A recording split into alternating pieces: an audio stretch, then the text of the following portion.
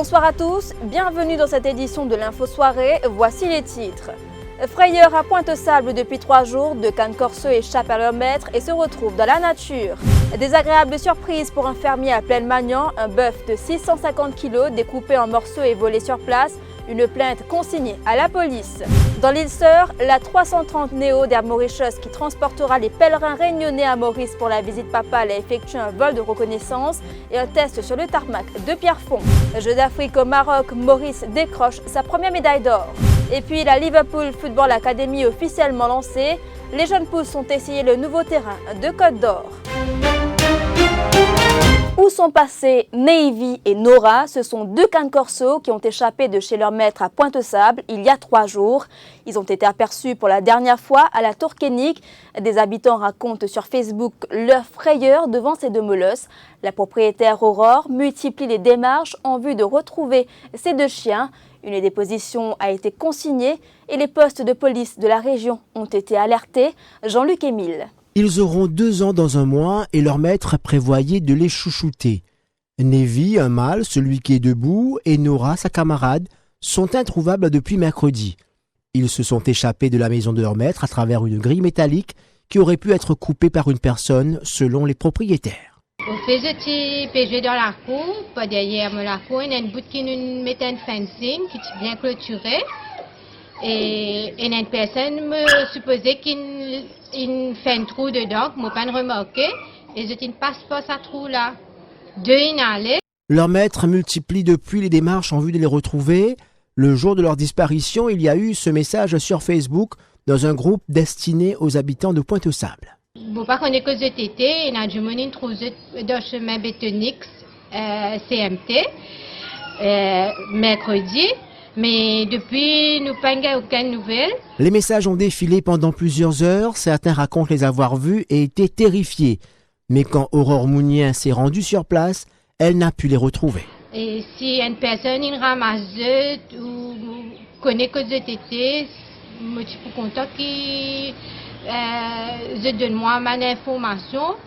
Et parce que ça m'a tout là, j'ai capable gros, je paraît méchant, mais au fait, je pas tout méchant du tout. Je suis bien affectueux et je n'en ai beaucoup. Et je ne connais moi si il y a du monde qui trouve que je suis capable de donner un peu manger.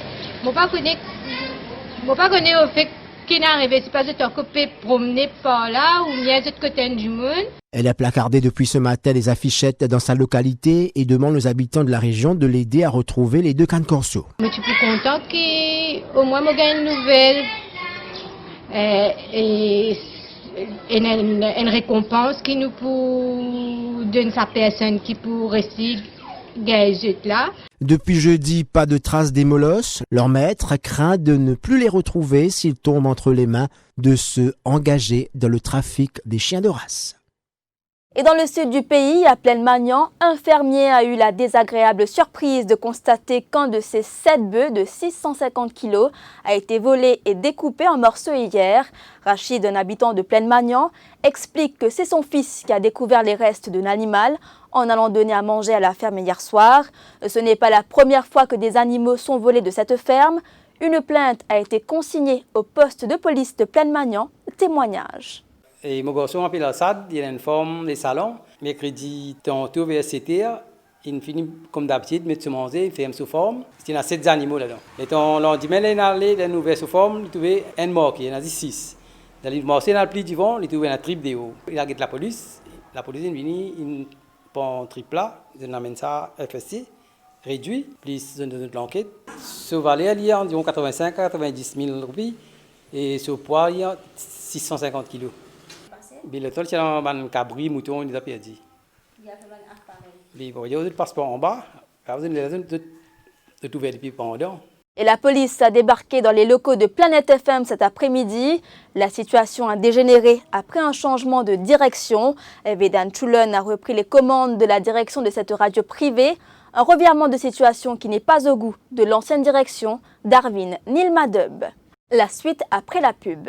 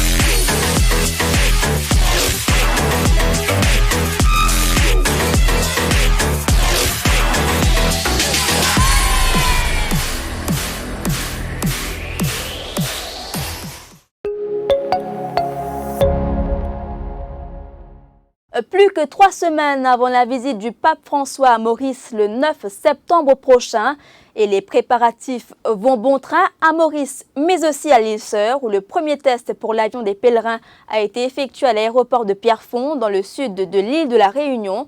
Pour ce test, Air Mauritius a affrété un A330 Neo, une première pour Pierrefonds de voir poser sur son tarmac cet appareil.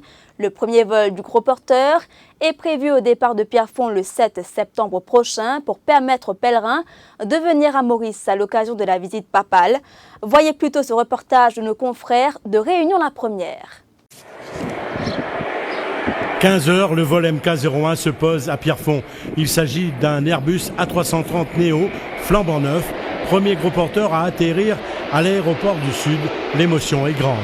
Une grande fierté après 20 ans de présence sur l'aéroport de Pierrefonds, où j'ai vu opérer au tout départ des ATR 42 et pouvoir voir aujourd'hui ce vol test d'un aussi bel avion, un 330 Neo, pour moi c'est un grand plaisir. Il aura fallu attendre 21 ans pour vivre ce moment historique. Ce vol test a permis de valider les installations de l'aéroport de Pierrefonds qui pourra désormais accueillir en toute sécurité les gros porteurs. Ce vol test qui est effectué par la compagnie Air Mauritius au moyen d'un avion A330-900 de 288 sièges l'a été fait pour vérifier la faisabilité technique opérationnelle, puisque jusqu'à présent tout ce qui était validé c'est sur plan, sur papier.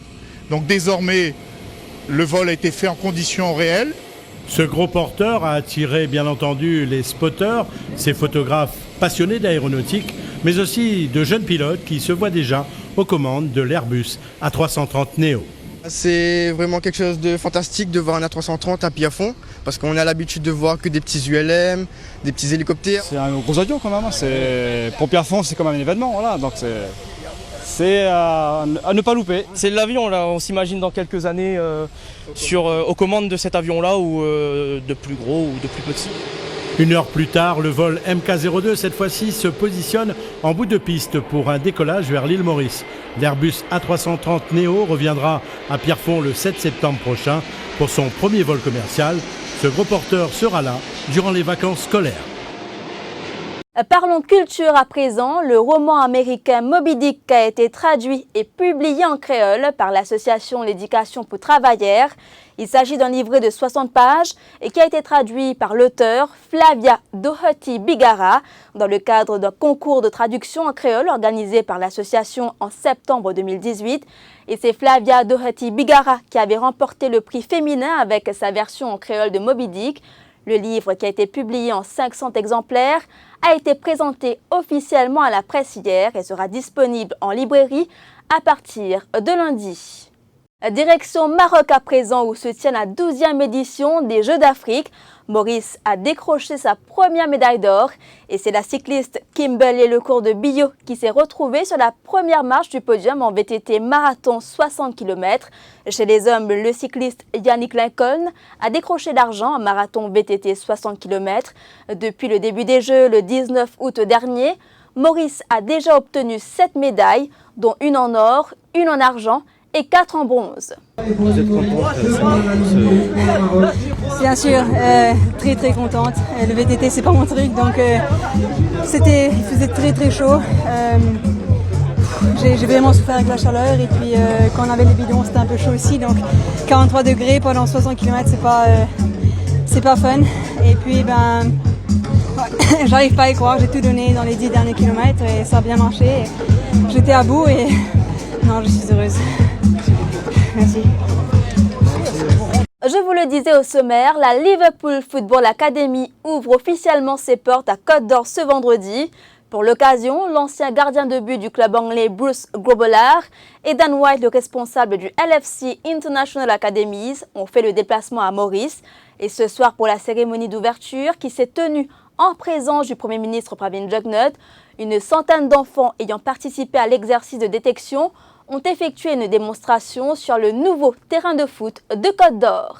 Voilà, nous sommes arrivés à la fin de cette édition d'Info Soirée. Merci d'avoir été des nôtres. L'info en continu sur le www.defimedia.info.